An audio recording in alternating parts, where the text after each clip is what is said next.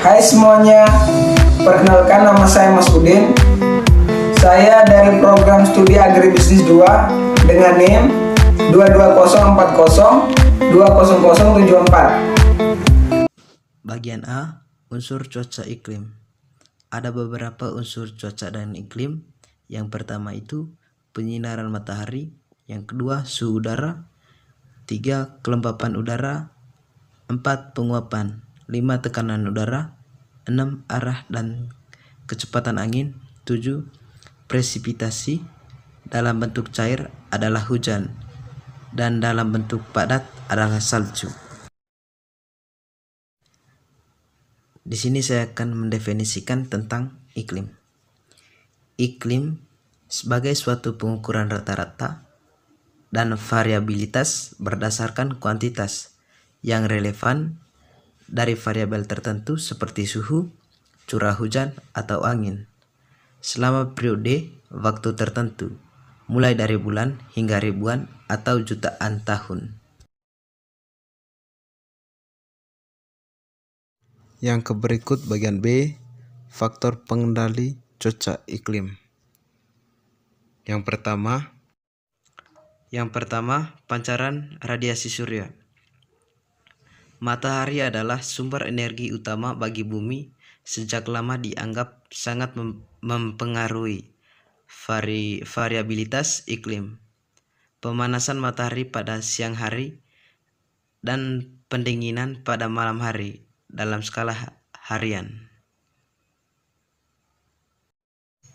Atau musim panas dan musim dingin dalam skala tahunan berperan besar pada gerakan massa udara dalam bentuk angin baik dalam skala lokal maupun global. Yang kedua, ketinggian tempat di atas permukaan laut.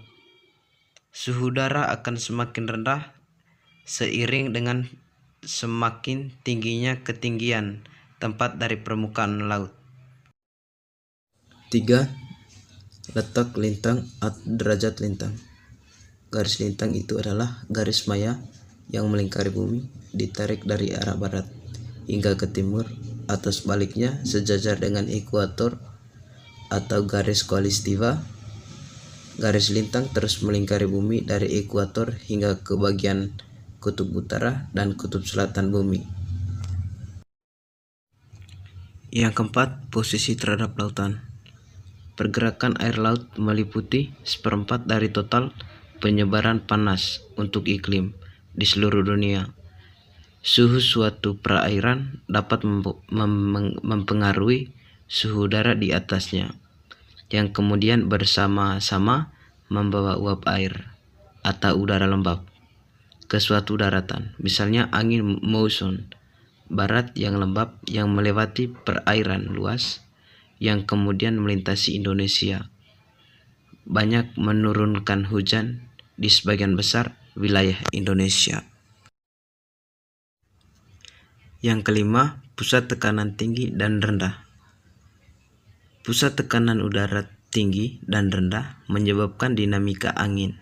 Tekanan tinggi menyebabkan angin bergerak menuju daerah bertekanan rendah. Sebagai salah satu unsur cuaca, pemusatan tekanan sangat berperan sebagai pengendali cuaca. Yang keenam, massa udara.